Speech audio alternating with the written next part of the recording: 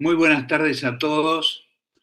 Vamos a continuar con la 15ª cursada de la materia trasplante de nuestra Facultad de Ciencias Médicas de La Plata y con el primer curso de procuración y trasplante que organizamos a través del Colegio de Médicos.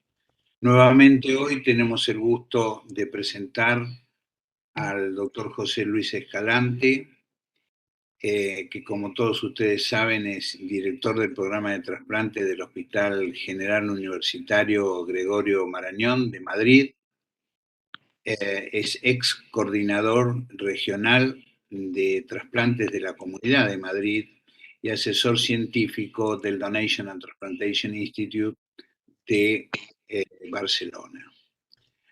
Así que vamos a abordar, recién estábamos conversando, un tema muy importante que es la organización de un servicio de procuración y más que nuestra ley de trasplante exige en uno de sus artículos que las instituciones con servicios de emergencia, en especial terapia intensiva, deben de contar con un servicio de estas características. José Luis, en nombre de todos, muchísimas gracias por acceder a contarnos y a enseñarnos cómo organizarlo, ¿cierto? Más allá de que en algunos lugares aquí, en algunos hospitales, está el coordinador hospitalario de trasplantes, a ver cómo lo tienen organizado en España para ser más eficaces y eficientes. Muchas gracias, Clemente, y mi más cordial saludo a todos los amigos argentinos. Como dije el otro día, un placer para mí el estar y poder compartir con vosotros estos momentos. Si os parece, voy a compartir mi presentación. Me dice que no se puede compartir. Un segundo. Sí, me tenéis que autorizar. Exacto. Cuando tú me... José Luis, Sí. entre las presentes está la doctora María del Carmen Baqué, que como recuerdas fue presidente del INCUCAI y que participó en el último curso que hemos organizado en E6 en el año 2017. Sí, recuerdo, la recuerdo perfectamente. Y es directora del curso de trasplantes de la Universidad de Buenos Aires. Así que bienvenida María del Carmen también. A ver, no sé si veis mi presentación o estáis viendo porque tengo dos pantallas o veis la... No, todavía no vemos ninguna, José Luis. Ah, ¿ninguna? ¿Y no. Eso? Pues he dado a compartir. A ver, pantalla 2, a ver. Ahora sí. Ahora sí, ¿no? Perfecto. Bien. Veis la pantalla completa. Perfecto. Muy bien, pues aparte de agradeceros la invitación, pues dejar también constancia que esta charla tenía que darla mi colega y amigo Martí Mañalic, pero que le era totalmente imposible por un evento que tiene coincidiendo en este mismo momento en Barcelona, y me pidió que le sustituyese en ella, pero seguro que habríais aprendido más y con la experiencia de Martí, que también lleva muchísimos años en este tema. Bueno, en la presentación mi objetivo fundamental es repasar el perfil, dependencia y estructura organizativa de un servicio de procuración de órganos y analizar el alcance de los servicios que se deben prestar en un servicio de procuración, incluyendo las actividades asistenciales, de gestión y de investigación. Antes de empezar, quería plantear el problema que tenemos a nivel internacional de terminología. Vosotros lo llamáis servicio de procuración de órganos, pero voy a ir aquí poniendo los nombres que tienen en otros países, en otros contextos, en otras culturas. Transplant Coordination Office, Donor Coordination, Operative Transplant Coordination, In-House Transplant Coordination, Key Donation Team, equipo de coordinación de trasplantes, que es el utilizado aquí en España, fundamentalmente Organ Procurement Unit o Transplant Procurement Management. Para vosotros, servicio de procuración de órganos, y me referiré durante la charla prácticamente con terminología diferente, pero al final de lo que pretendemos hablar es de la estructura que pueda ser a nivel intrahospitalario o incluso extrahospitalario, con más médicos, con más enfermeras, con intensivistas o de otras especialidades, pero que el núcleo fundamental y lo que define las características de todos esos nombres que hemos puesto hace un momento es que son las estructuras, el servicio de procuración, la estructura dentro de los hospitales o fuera, que se dedican a transformar o a que todas los donantes,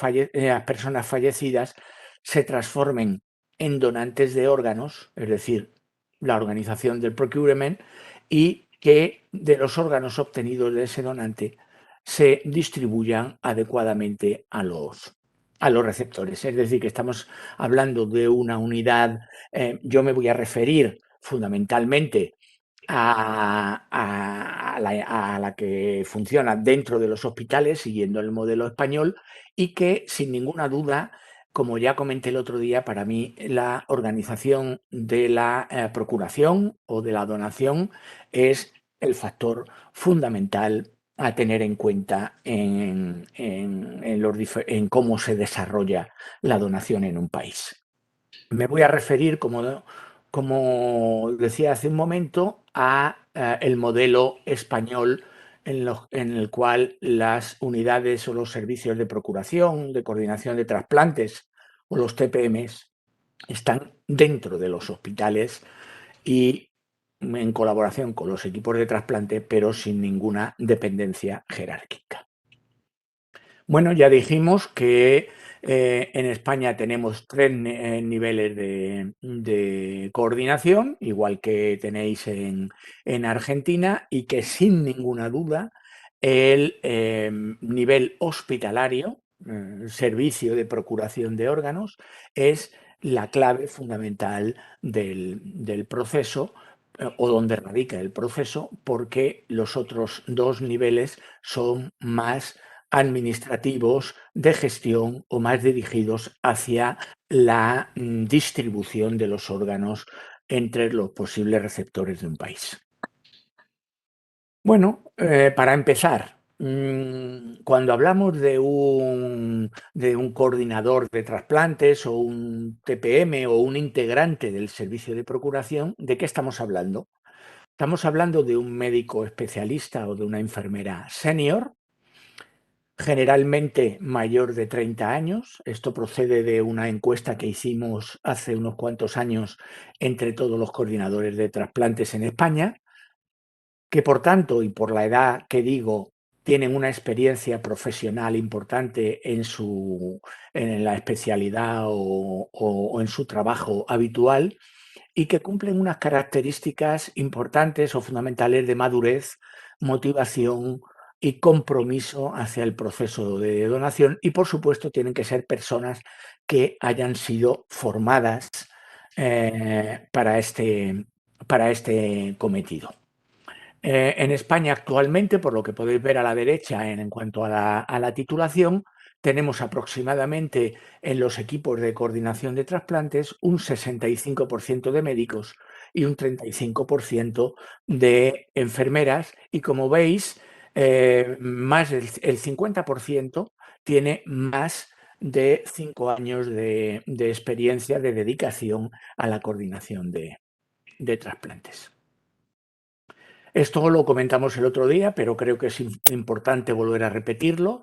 Entre los médicos, pues predominan fundamentalmente los médicos intensivistas y también anestesistas, un 6%, es decir, lo que representa que casi el 87% son médicos representantes de los cuidados intensivos o de anestesiología y reanimación. En cuanto a las enfermeras, proceden también fundamentalmente de cuidados intensivos y del bloque quirúrgico en cuanto a su experiencia profesional o su especialización. Pero esto no ha sido siempre así. Es decir, he puesto esta diapositiva para que se pueda apreciar cómo ha ido evolucionando el perfil de los coordinadores de trasplantes a través del tiempo. En 1990, que había 55 equipos de coordinación en España, pues solamente el 33% de los coordinadores de trasplantes eran intensivistas, mientras que ahora, en 2018, que es la última vez que lo recogí, pues era el 87% eran médicos intensivistas. Esta es la primera publicación que yo hice a los 6-7 meses de ser nombrado coordinador de trasplantes hospitalarios, en la que ya vi clarísimamente, y por eso lo publiqué en ese sentido, que el coordinador de trasplantes, su perfil debía corresponder al del médico intensivista por el conocimiento que tiene de la patología crítica, su capacidad para la comunicación de malas noticias y también, muy importante, por el conocimiento del hospital y de los factores organizativos del hospital.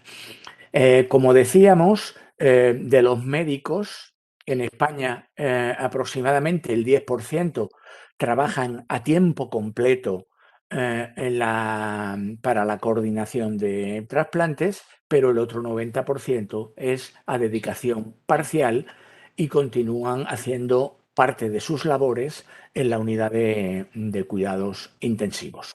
En cuanto a las enfermeras, hay una mayor dedicación a tiempo total, un 35%, y aquí hay un error, 65%, en cuanto a dedicación a tiempo parcial. Lo importante a resaltar es que debe haber una disponibilidad, ya sea de uno o de otro o de ambos, 24 horas, 365 días al año. Como comentaba hace un momento Clemente, por vuestra legislación más o menos reciente, pero ya desde hace muchos años implantado en España, debe haber coordinadores de trasplantes en todos los hospitales donde existe cuidados intensivos y mucho más si además existe una emergencia o una urgencia potente. ¿Por qué resalto esto? Ya lo comenté en mi última charla y hago referencia solo a la parte derecha de la diapositiva. Casi el 40% de los donantes de España vienen de hospitales pequeños que no tienen programas de trasplante, pero que sí tienen unidades de cuidados intensivos y que pueden atender patología neurológica aguda o trauma en algún momento. Entonces, este número, mantenerlo en la cabeza, por favor, 40% de los donantes en hospitales de pequeño, mediano tamaño, pero que tienen unidad de cuidados intensivos.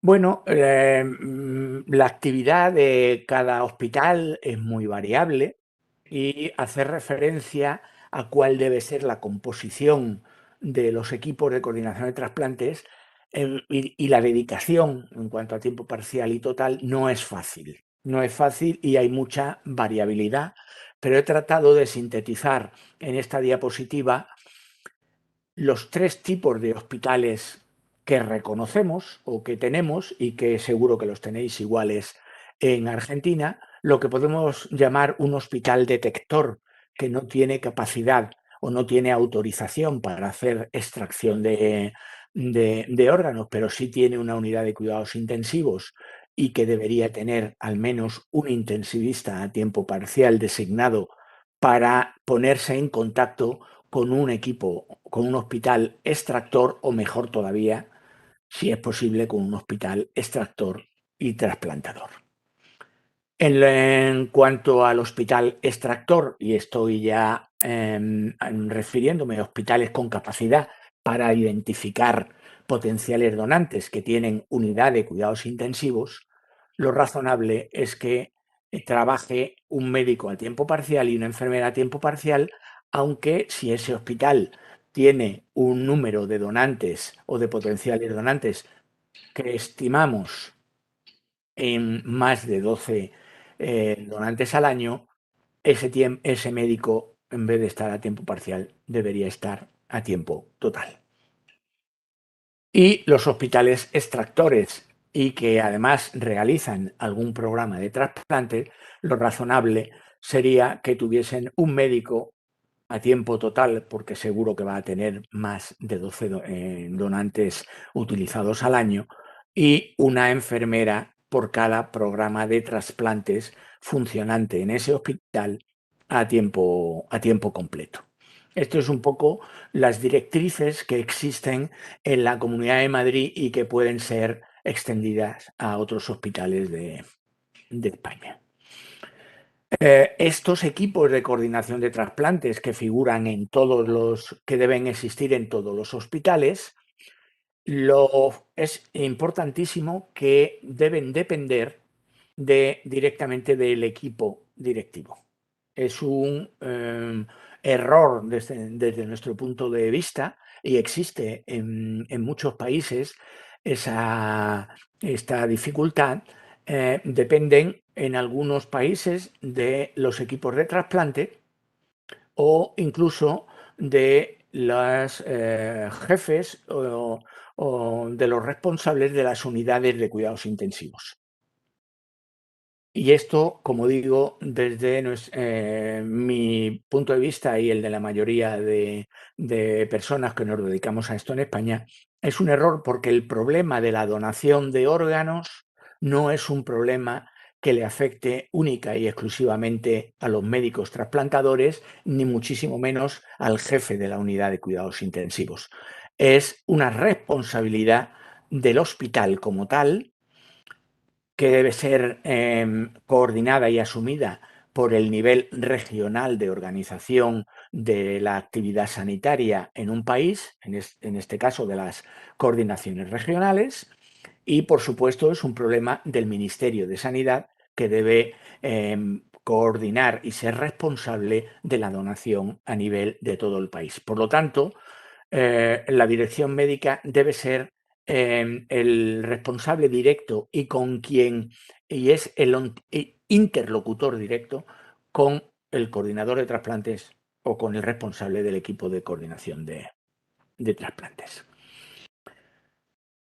¿Y qué es lo que debe hacer un coordinador de trasplantes? Y quiero precisar ahora que voy a hablar de muchas cosas y que no quiero que nadie se sienta demasiado sometido a presión por la cantidad de cosas que voy a comentar que se deben hacer.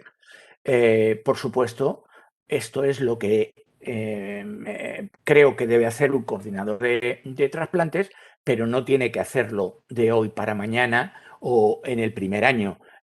Son una serie de actividades que deben formar parte del cometido, de la competencia de un coordinador de trasplantes, pero que deben ser asumidas poco a poco, con cierto grado de tranquilidad. Me estoy refiriendo a cuestiones, a labores asistenciales, de gestión y de investigación. Sin ninguna duda, como cualquier médico de cualquier otra unidad, las labores asistenciales son fundamentales y en este caso, en esta diapositiva, resumo cuál es la función asistencial de un coordinador de trasplantes desde la identificación de los potenciales donantes, la valoración del donante y de los órganos, la colaboración en el mantenimiento del donante, por supuesto, la realización en colaboración con los médicos intensivistas de la entrevista familiar, llevar adelante todo el proceso legal y administrativo, organizar la extracción de órganos en el hospital con los propios equipos del hospital o con otros que puedan desplazarse desde otros hospitales y finalmente la organización de lo que es el trasplante en sí. Vamos a ir viendo un poco. En primer lugar, la primera fase y sin ninguna duda la más importante es la detección e identificación del donante. Todo lo demás de lo que voy a hablar se podría considerar secundario o más accesorio, las labores asistenciales no, pero las de gestión y las de investigación, por supuesto, quedan supeditadas a este objetivo principal, que es la identificación de todos los potenciales de órganos y tejidos que haya en su hospital o si integra a varios hospitales en los hospitales de referencia. Y debe trabajar, si existe, no solamente con el donante cadáver, ya sea en muerte encefálica o en muerte cardíaca o donante de tejidos, sino también con los donantes vivos. Para ello debe disponer de todos los recursos asistenciales que le pueda proporcionar el hospital para estar permanentemente localizado esas 24 horas al día y 365 días al año, con una característica no de pasividad en una oficina, sino de actividad visitando las diferentes unidades de cuidados intensivos que pueda haber en el hospital o en los hospitales de referencia de su zona. Es clave que ese coordinador de trasplantes conozca la realidad de su hospital y se ponga en relación con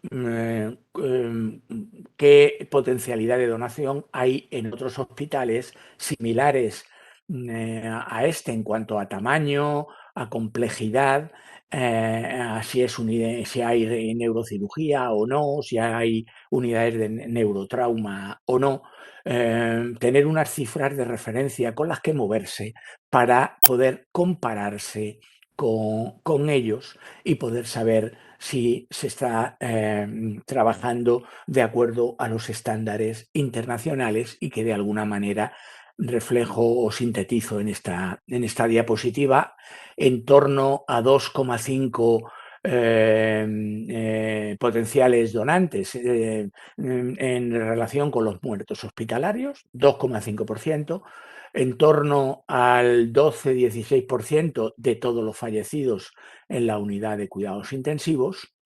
Otro indicador que se ha utilizado es aproximadamente un donante por cada cama de unidades de cuidados intensivos. Este a mí personalmente no me gusta más del número de donantes en relación con los muertos en la unidad de cuidados intensivos, y si podemos perfilar mucho más en relación con los muertos por patología cerebral aguda, pues ese ya sería un indicador muchísimo más importante, muchísimo más fino. Donantes de tejidos en torno al 20% de las muertes hospitalarias. Es clave y fundamental que el coordinador sea un conocedor de los criterios de viabilidad del donante, los criterios absolutos y relativos de valoración de un donante como tal, que puedan impedir que esa persona fallecida en muerte encefálica o en corazón parado sea donante, y que conozca también los factores que hay que considerar en la valoración de cada uno de los órganos, aunque esta valoración luego se compartirá con los equipos extractores y trasplantadores para ver más finamente la validez o la idoneidad de cada órgano para trasplante.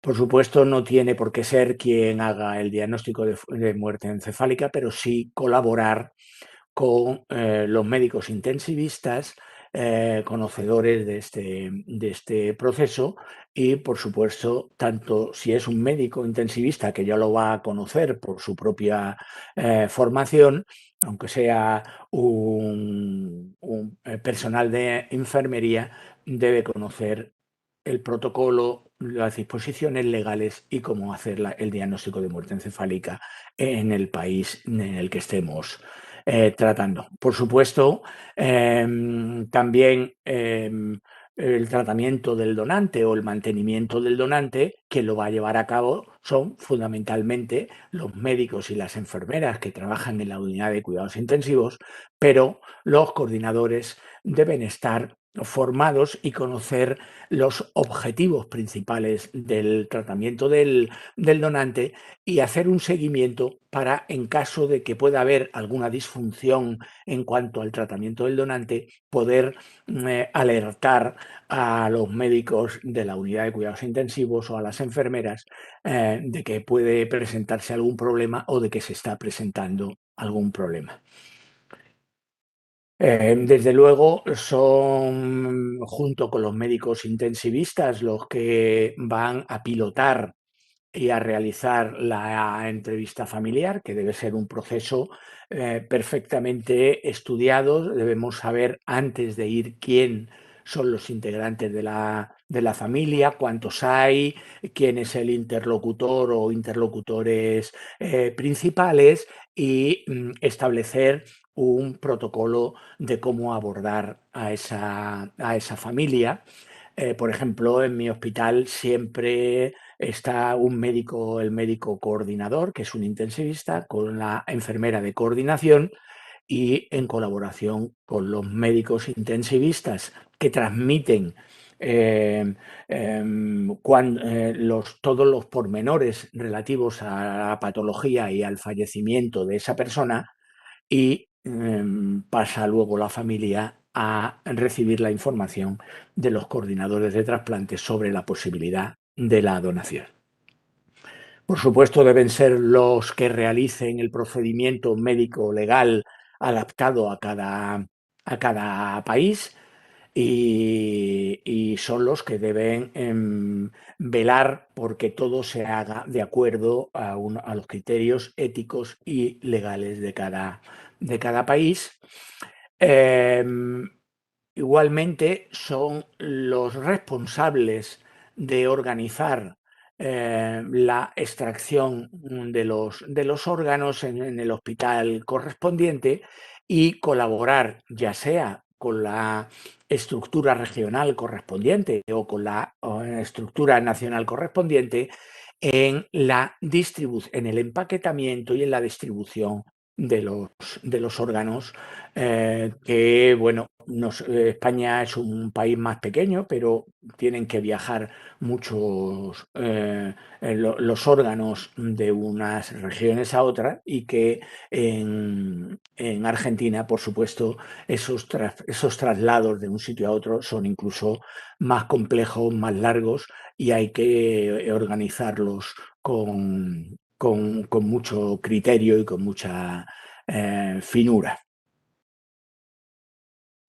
Lo que he hablado me he referido fundamentalmente al donante en muerte encefálica, pero por supuesto, dependiendo del desarrollo en el país correspondiente, tenemos que incluir dentro de las competencias o de las labores del coordinador o del equipo de coordinación de trasplantes, es todo lo relativo al donante a corazón parado y son los que realizan, supervisan y controlan todo el procedimiento de la donación a corazón parado, ya sea en el donante tipo 2 de Maastricht, que como sabéis es la parada cardíaca extrahospitalaria que no responde y que se traslada al hospital para poder llevar a cabo el proceso de donación, que se realiza en algunos hospitales en España y en dos directamente en la comunidad donde yo trabajo, en la región donde yo trabajo. Y, por supuesto, el tipo 3, que es el que, como comentaba el otro día, que se realiza tras la limitación del tratamiento de soporte vital y que ha sido un poco la revolución en España en los últimos 5 o 6 años y que representa ahora más del 30% de los donantes en España. Debe conocer, por supuesto, si el hospital ha puesto en marcha ese procedimiento y puede llevarlo a cabo, pues todos los diferentes procedimientos de extracción de los órganos, si es súper rápida o se hace con perfusión extracorpórea, y los procedimientos de preservación con la perfusión regional in situ o la perfusión local con el balón cuando se hace solo la extracción de los riñones y en los hospitales donde se realiza, por supuesto. Donante vivo, esto solo en los sitios donde se realiza el hospital, aparte de ser un hospital identificador de potenciales donantes y de ser extractor, pues tiene un programa funcionante de donante vivo, como ocurre en el hospital donde yo trabajo, y que de alguna manera el equipo de coordinación de trasplantes es el que tutela al donante y se le hace una valoración social, económica y laboral para comprobar que la donación no le va a conllevar ningún perjuicio a nivel económico o laboral, donde se organiza el proceso de la donación, el que lleva a cabo el proceso de valoración por parte del Comité de Ética Asistencial y los aspectos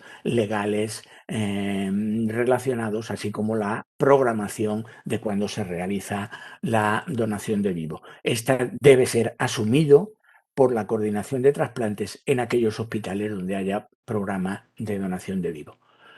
Y por supuesto, no voy a entrar, pero entra totalmente dentro de su función la organización de la extracción de los tejidos y su almacenamiento, si el propio hospital tiene un banco de tejidos, o tener un convenio, un acuerdo de colaboración con un banco de tejidos cercano para que esos tejidos puedan ser valorados y almacenados y distribuidos desde ese banco.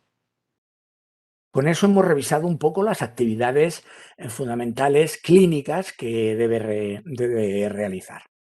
Como decía, dentro del alcance de los servicios a prestar están actividades de gestión y formación, y no voy a entrar por no ser demasiado exhaustivo, pero se trata de que la coordinación de trasplantes es quien debe realizar todos los registros y estadísticas relacionados con la donación y el trasplante de los órganos en el hospital, el que debe cumplimentar el programa de garantía de calidad del proceso de donación, si existe en la región o en el país, como en nuestro caso.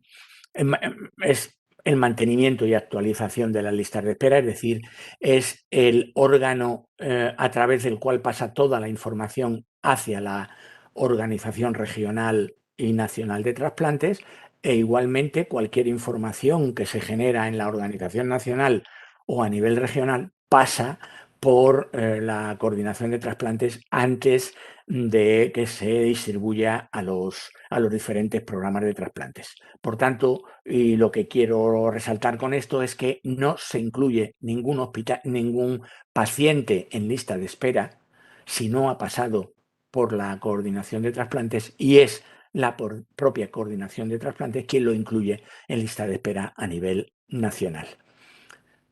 Deben ser los encargados de la motivación de los profesionales sanitarios implicados tanto en las unidades de cuidados intensivos como en las unidades de emergencias y otras unidades del hospital, haciendo promoción de la donación en su ámbito de actuación.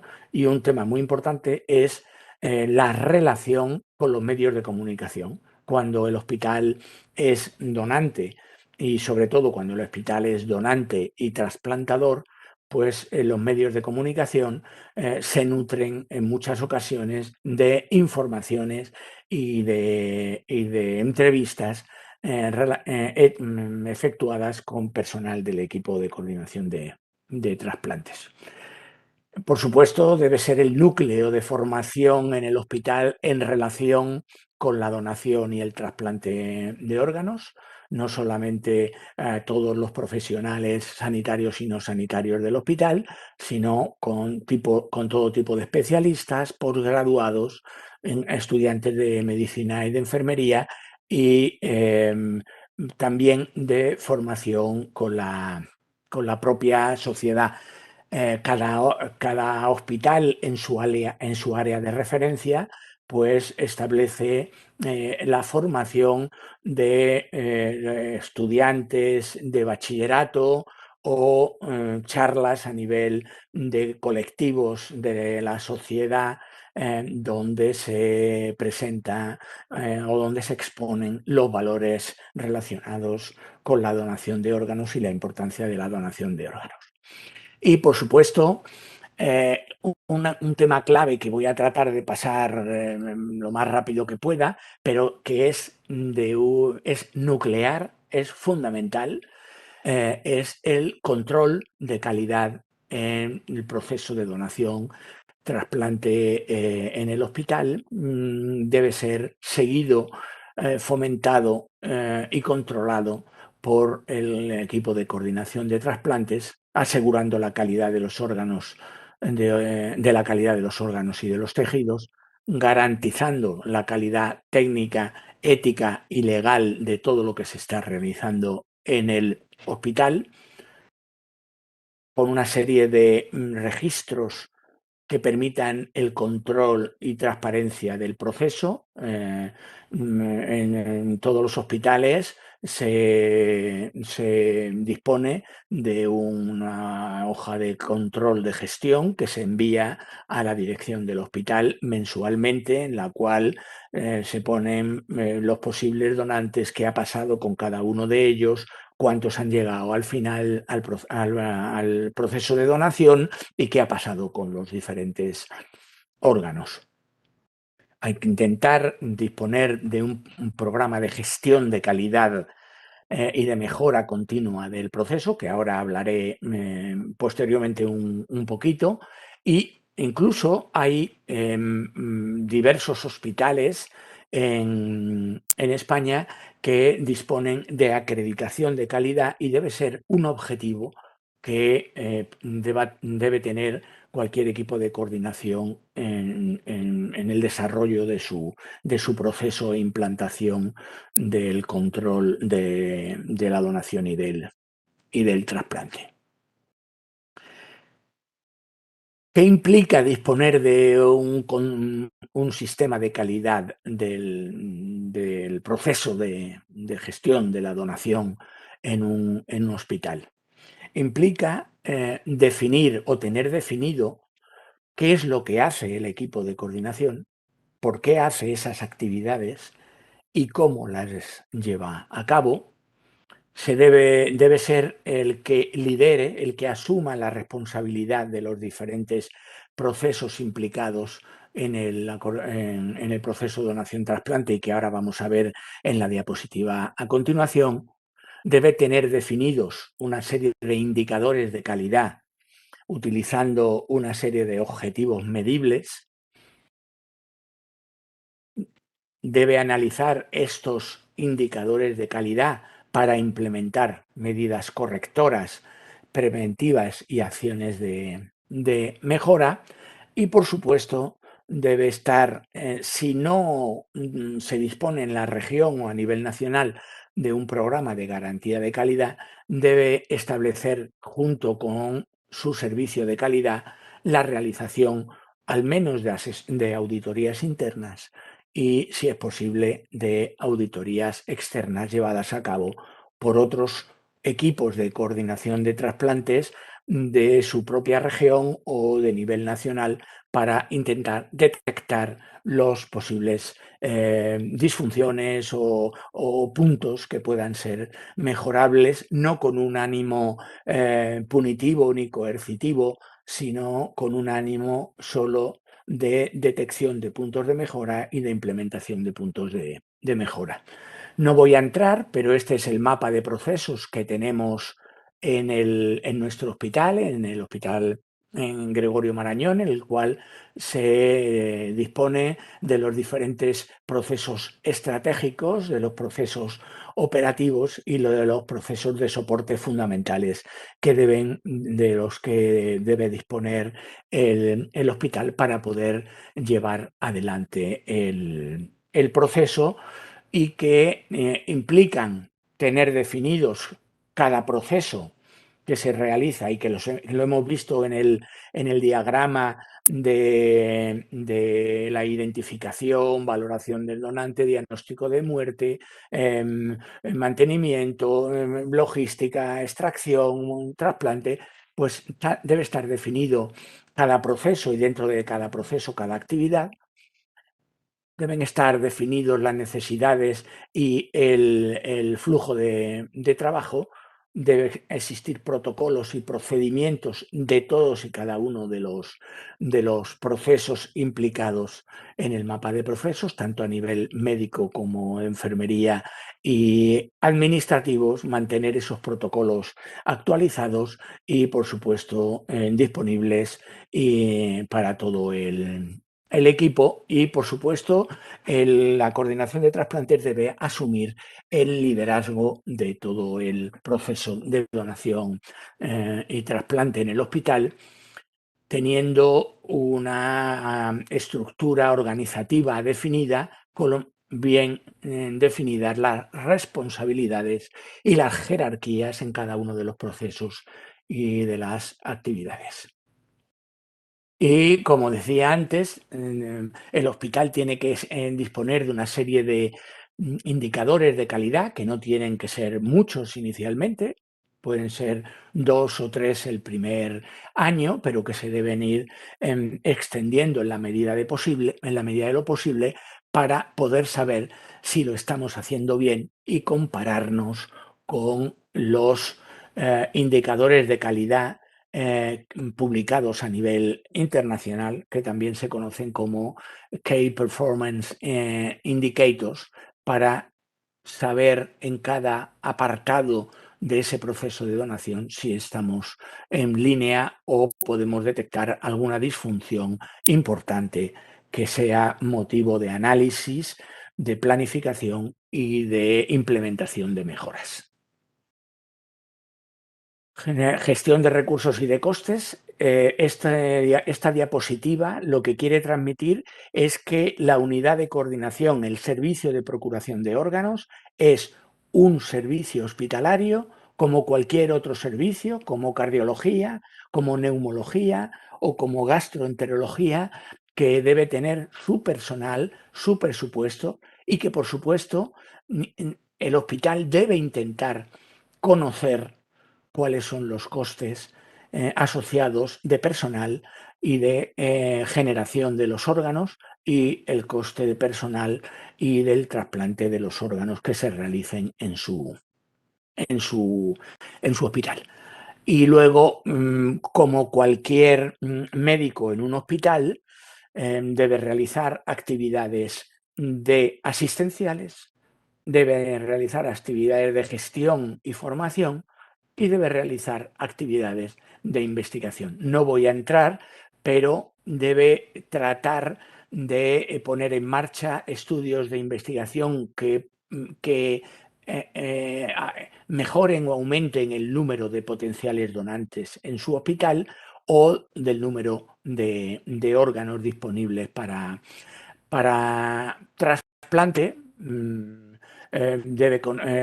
Si las tiene disponibles, trabajar con algunos de los dispositivos de perfusión pulsátil ex vivo, y trabajar en extender la utilización de los órganos. Por ejemplo, solamente como ejemplo, nosotros disponemos de máquinas de preservación renal y hacemos algunos estudios, y máquinas de perfusión hepática que disponemos desde hace un año, que ya hemos utilizado a nivel clínico, y que incluso pues estamos implantando un laboratorio de recuperación de órganos con un ámbito regional para tratar de recuperar no solamente el hígado, que es con el que hemos empezado, sino con riñones y corazón posteriormente, y trabajar en todo aquello en colaboración con los equipos de trasplante de tu hospital que pueda mejorar, aumentar el número de potenciales donantes o el número de órganos utilizables. Nosotros actualmente estamos trabajando en órganos bioartificiales, en el cual pues se decelulariza el corazón, se queda con un detergente la matriz colágena del corazón, y se están empezando a tratar de cultivar células para que se implanten en ese esqueleto colágeno, y podamos tener parte del corazón, o el objetivo final sería poder disponer de órganos completos que tuviesen la capacidad pulsátil del corazón. Y ya finalizo, que como conclusiones, y solamente es una.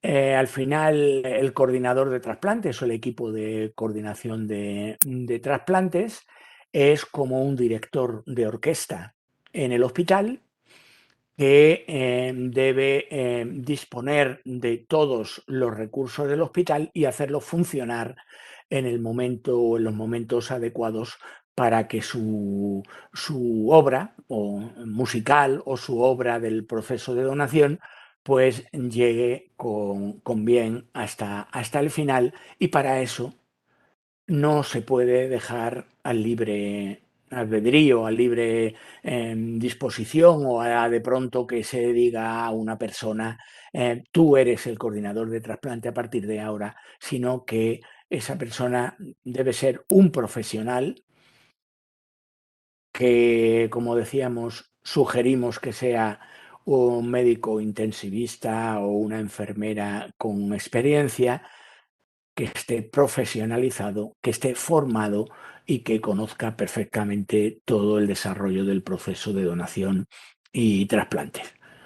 Y os agradezco muchísimo la comunicación, hoy la atención, por supuesto, y espero no haberos abrumado con tantas actividades que hay que hacer, pero que, como decía, esto es un camino que yo estoy mostrando solo lo que ha ocurrido 30 años después.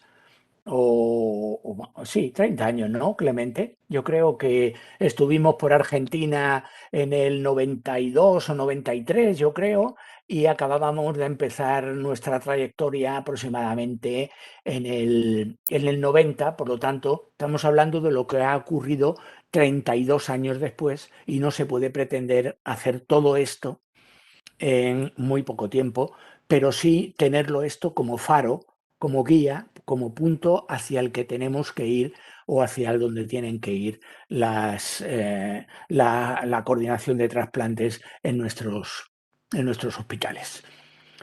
Y con esto os agradezco mucho la atención, y estoy a vuestra disposición para cualquier pregunta que queráis hacerme.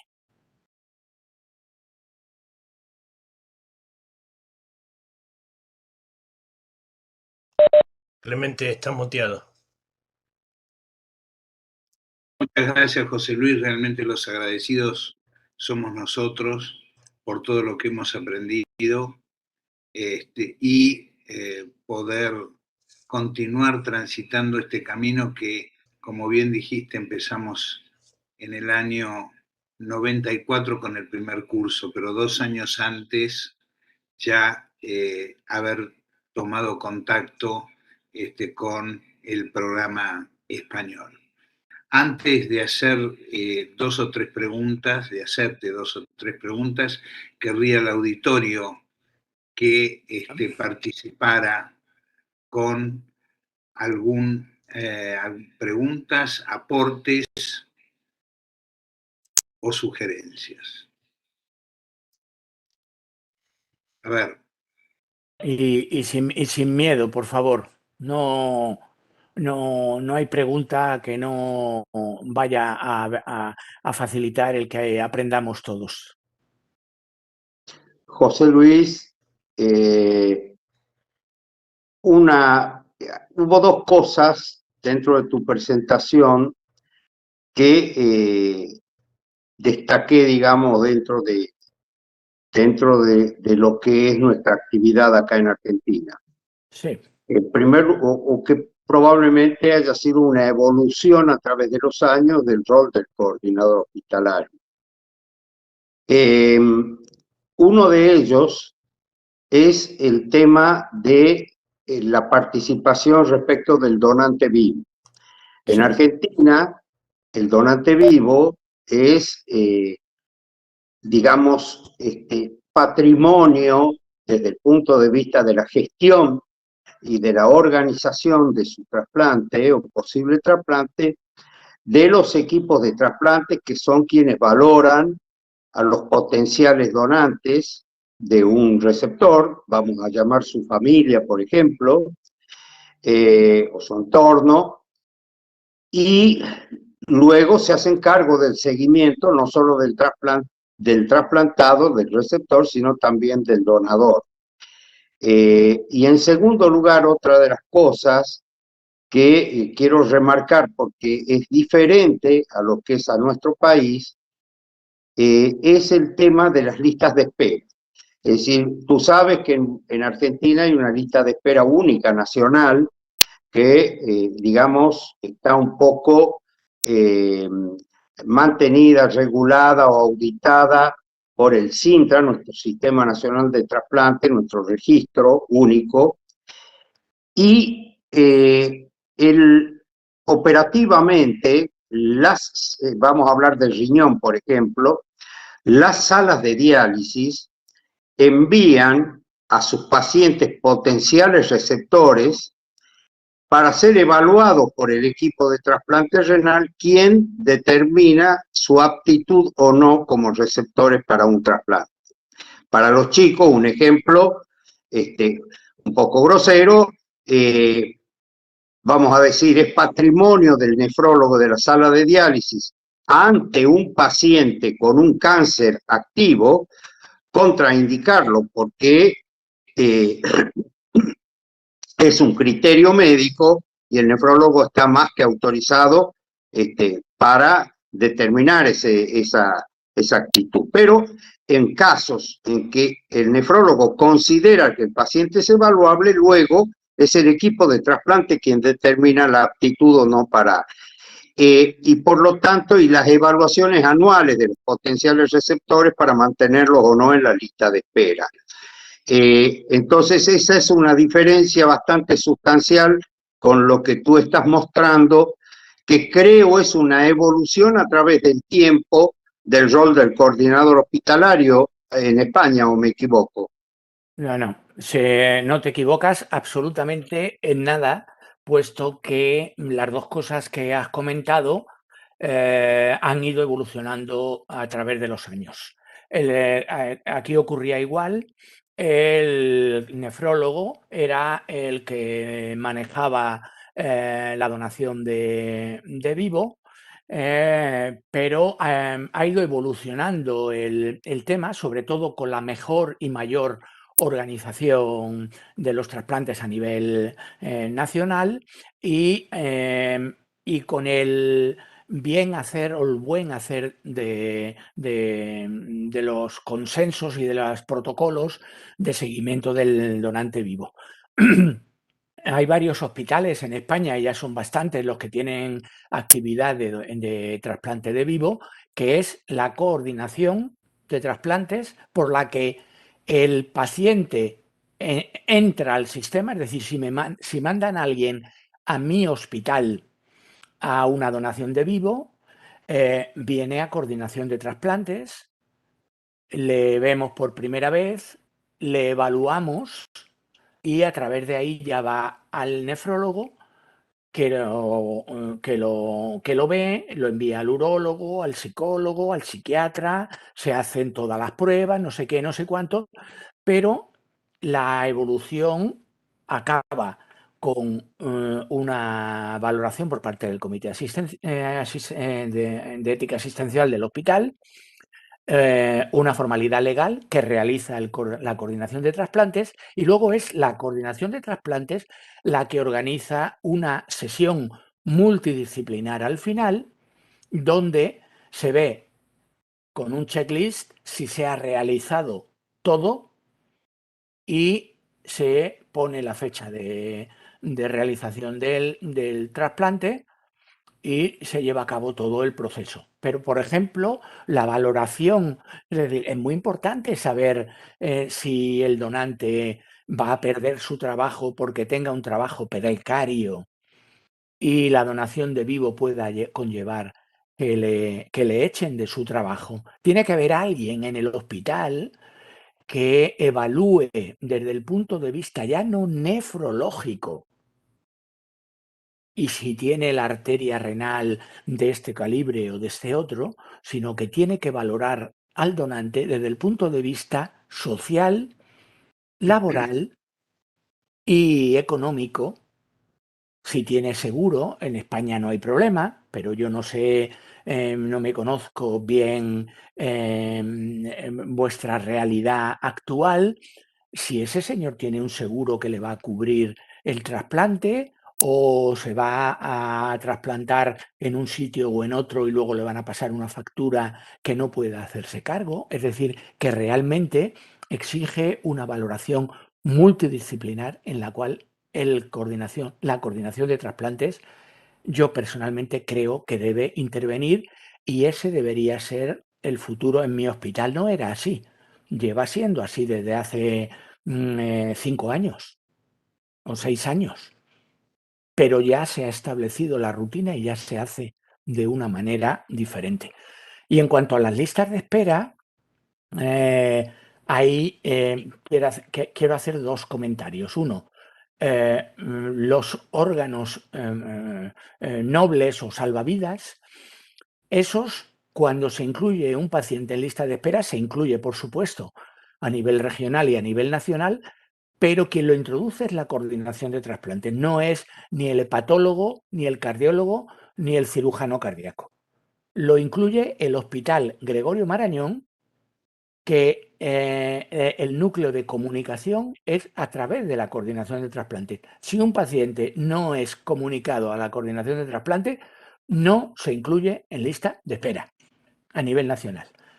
Las consideraciones con el renal son diferentes, porque se gestionan más a nivel regional, pero se sigue el mismo procedimiento, pero a nivel regional, porque, bueno, luego se comparten los riñones de hospitales no trasplantadores entre los diferentes hospitales, y hay que tener conocimiento de por qué se incluye un paciente en lista de espera renal, y no es criterio de que haya un nefrólogo más o menos iluminado, y perdonadme la expresión, o más o menos con unos criterios más abiertos o más cerrados, y que sean diferentes de los de otro hospital. Con lo cual, cuando se incluye un paciente en lista de espera, tiene que cumplir unos criterios muy claros y muy concretos para que se incluya en lista de espera. Que esto no es un terreno de los equipos trasplantadores, Roberto. Esto son problemas del hospital, tanto la donación como los equipos de trasplantes, y hay que hacerlos acordes a unos protocolos que tienen que estar controlados y perfectamente establecidos. Yo no voy a controlar lo que hace el nefrólogo ni el urólogo porque no tengo ni capacidad ni conocimientos, pero sí que se hagan las cosas de acuerdo a los criterios establecidos por la región, vamos, primero por el hospital, después por la región y después por el nivel nacional. Muy claro. Sí, y obviamente, Clemente, esto revela, digamos, una organización de lo que es la coordinación hospitalaria de trasplantes que tiene España, que es muy sólida, que es muy presente en todas las áreas, tanto en los hospitales que tienen mayor complejidad como en las instituciones que tienen una complejidad un poco más básica, pero es una red que está muy bien organizada y muy bien armada. En este momento en Argentina sería, a mi modesto entender, inaplicable el tema, por ejemplo, del donante vivo a través de las coordinaciones hospitalarias, porque hay muy poca coordinación hospitalaria, ¿se entiende? Y respecto de las listas de espera, José, fíjate, y esto es un poco para los chicos, para los alumnos, pero Sí. el modelo acá es porque el nefrólogo de la sala de diálisis está bastante auditado por el sistema, por el INCUCAI. ¿En qué sentido? Fíjate tú, tienen 90 días desde que entró un paciente a la sala de diálisis para tratarse con tratamiento sustitutivo, tienen solo 90 días para definir mandarlo a evaluar por el equipo de trasplante para ver si está apto para ser inscrito en lista de espera.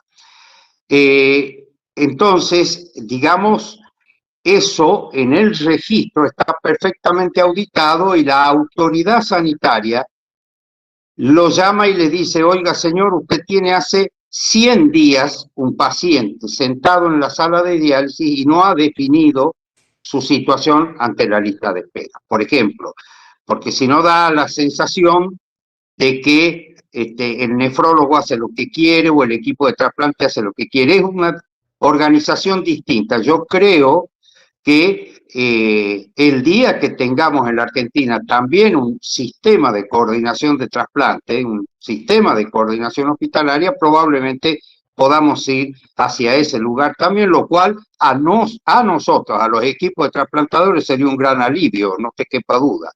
Uh-huh. Ese registro y ese control pues es el que se debe llevar a cabo, y me parece un indicador estupendo que alguien que ha llegado a una sala de diálisis pues en menos de 3 meses tengan que estar estudiado y evaluado e incluido en lista de espera.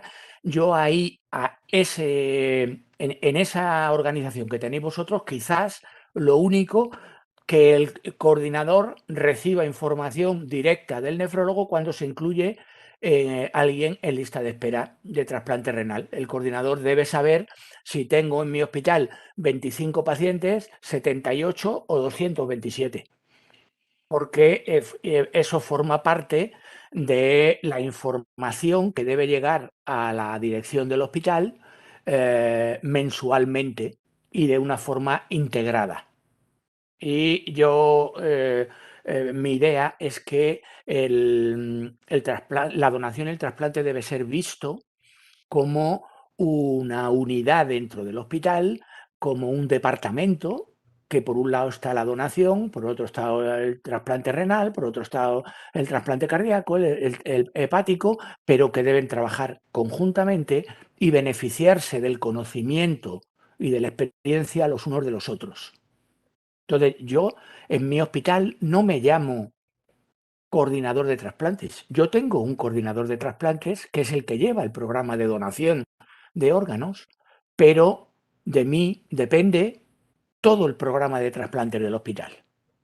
Entonces, cualquier cosa que haya de trasplante cardíaco no es una cosa solo de los cardiólogos o de los cirujanos cardíacos, sino que para que le llegue a la dirección y se implementen acciones, tiene que pasar por esa visión conjunta como departamento de un hospital. Pero claro, yo estoy hablando de un hospital de 1.300 camas, con 6 unidades de cuidados intensivos, con programa de trasplante cardíaco adulto, infantil, hepático, banco de huesos, banco de ojos.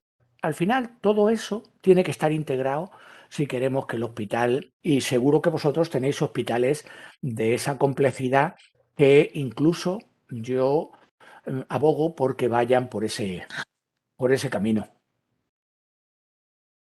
Muy bien, muy claro, José Luis. Yo creo que hay sistemas que tienen que ser adaptables y aprovechar la capacidad instalada y ver de qué manera podemos nosotros integrar al coordinador de trasplante con lo que ya desde hace muchos años, no tal vez con los resultados que esperamos, ya está implementado en nuestro país y funciona bien.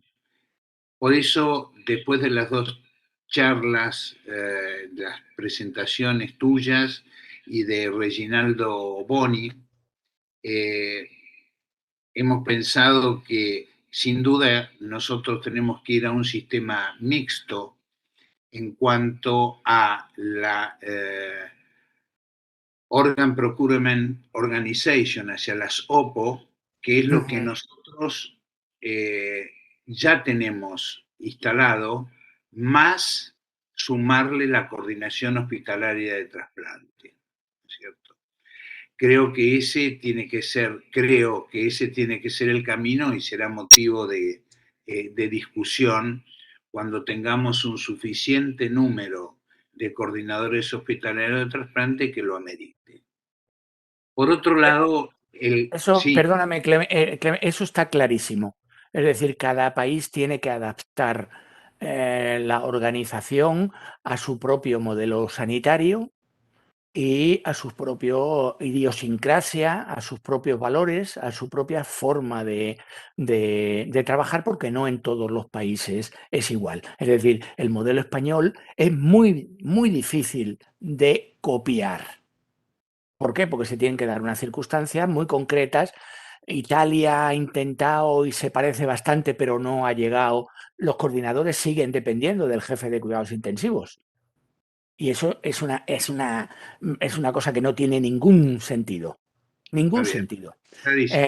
En otros sitios, pero vosotros, yo creo que yo hace mucho que no voy, hace varios años, pero estoy convencido de que vosotros tenéis que ir a un sistema mixto. En hospitales grandes con mucha potencia, coordinadores, equipos de coordinación de trasplantes, con el modelo que más o menos he comentado. En los otros hospitales, pues un intensivista que sea el designado y el que vigile un poco la identificación de los donantes y que los ponga en conocimiento de la estructura regional o de la OPO o de un hospital más grande que les tutele. El otro aspecto que ya lo habíamos comentado es que nuestros médicos en las terapias intensivas, en un altísimo porcentaje, son médicos que están en varias instituciones. Yo creo que una vez que se define a ese profesional como coordinador hospitalario de trasplante, tendría que tener un reconocimiento para que pueda en una de las terapias en donde trabaja y que cumpla mejores condiciones para la procuración, ¿no es cierto?, poder tener el equivalente a los otros trabajos que necesariamente tiene que hacer para poder vivir, ¿no es cierto?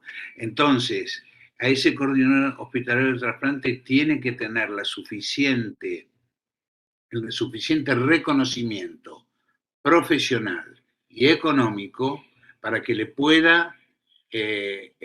para que pueda cumplir su función en un solo lugar, ¿no es cierto? Compartido o no con la terapia intensiva, pero en un solo lugar. No estar viajando, ¿no es cierto?, por distintas instituciones. Por otro lado, hay algo que venimos pensando desde hace bastante tiempo. Por lo menos en la provincia de Buenos Aires nosotros tenemos un sistema público y un sistema que no me gusta llamarlo privado, sino de la seguridad social, y que este último más o menos es el 50 o el 60% más, ¿no es cierto?, que las instituciones públicas. Y ellos son acreditados por dos instituciones, que las siglas son SENAS y la CIRCAM, y fíjate, José Ignacio, que ninguna de las dos considera como criterio de acreditación la actividad en procuración y eventualmente por trasplante. Reconoce más a aquellas que tienen trasplante, y a la procuración no le dan, no tienen un ítem dentro de la valoración, ¿no es cierto?, aquellas que son más donantes que otras. Y será todo un trabajo con esto que nos han enseñado, de poder tratar de convencer a esas instituciones, por más que tomen un subsector, ¿no es cierto?, que incluyan el ítem de procuración para poder jerarquizarlas.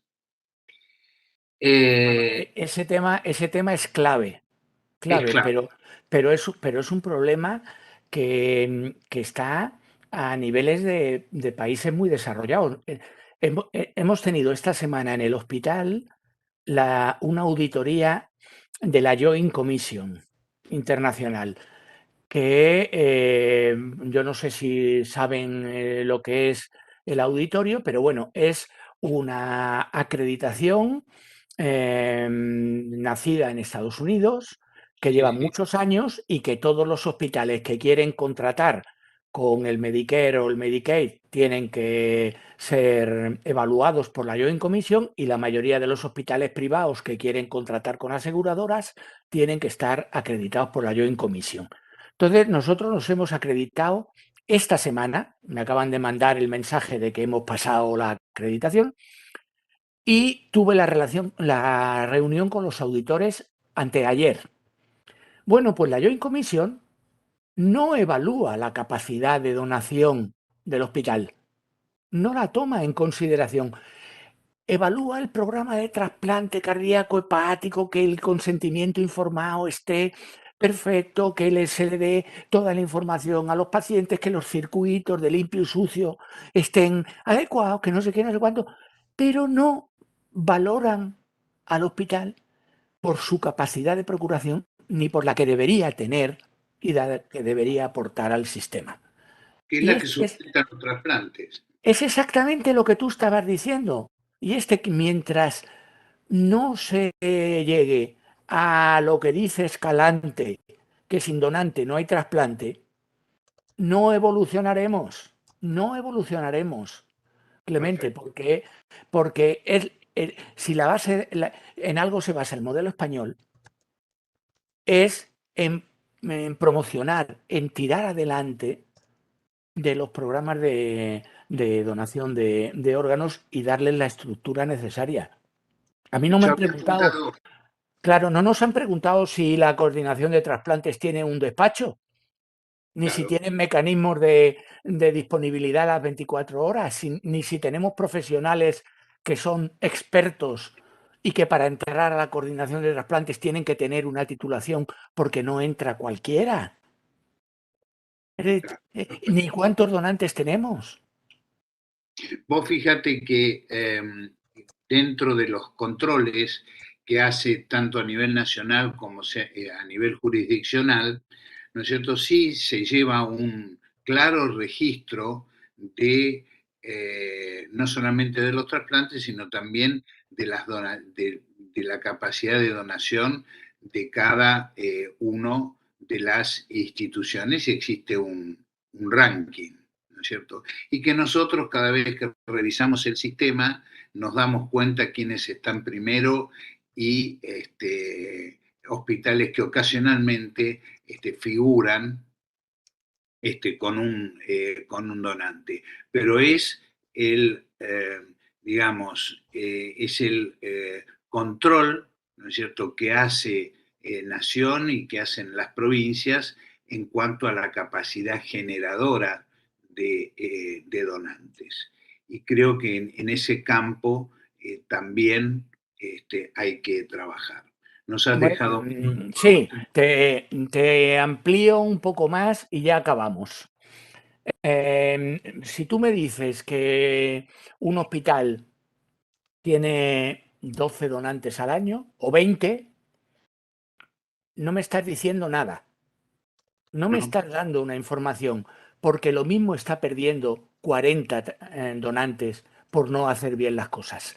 Es decir, que hay que ir a autoauditorías, auditorías dentro de los hospitales, de ver cuántos potenciales donantes ha tenido o podría haber tenido, cuántos ha perdido por el camino porque no fueron adecuadamente identificados o no fueron adecuadamente mantenidos, o la familia se negó, o hubo factores logísticos que impidieron la donación de órganos, porque si no, no tienes herramientas para mejorar la donación en ese hospital. Un año tendrás 20, otros años tendrás 14 o 8, pero no vas a detectar dónde están los problemas en ese hospital. Y aunque sea solamente en 4 hospitales, en 2, en unos cuantos de Buenos Aires, en unos cuantos de no sé qué, tenéis que empezar a implementar un programa de garantía de calidad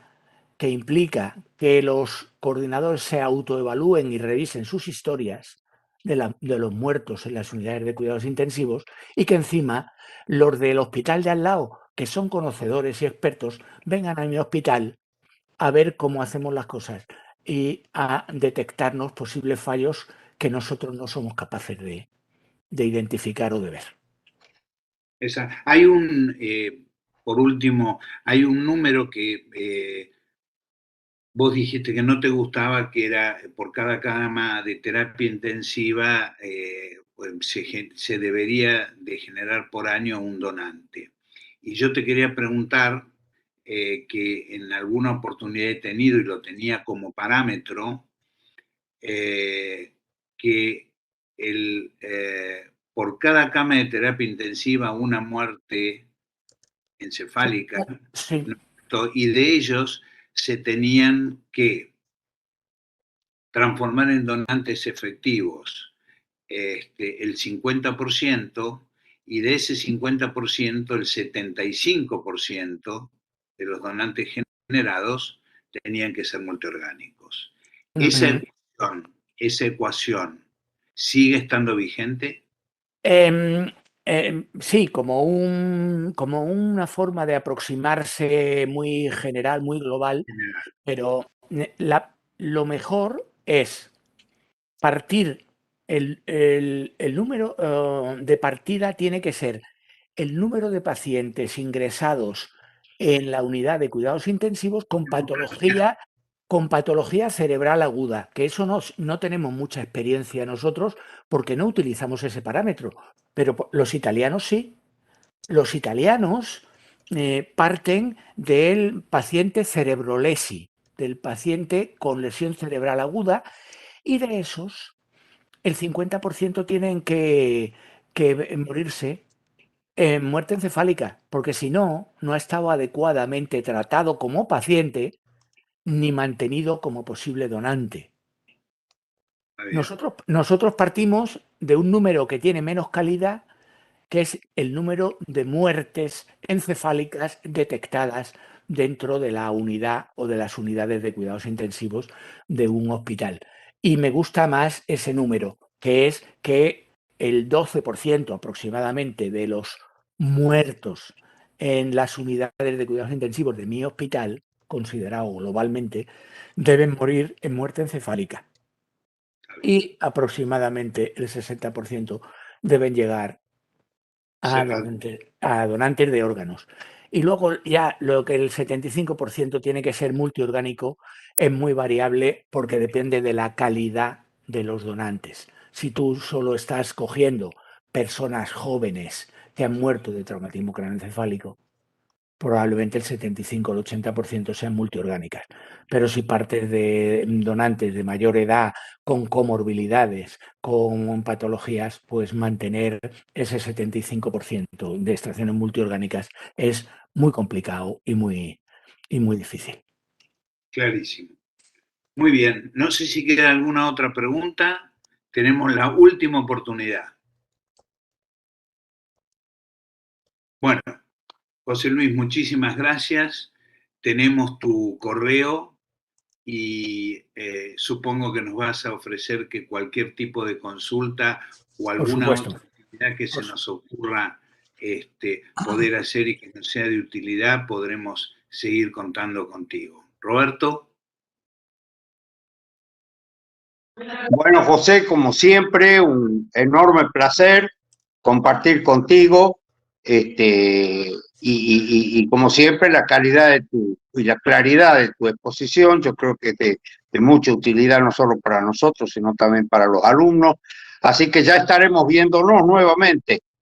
Y aprovecho y saludo a todo el auditorio. Chao, José, hasta la próxima. Muchísimas gracias a vosotros. Muchas gracias. Y pronto nos veremos.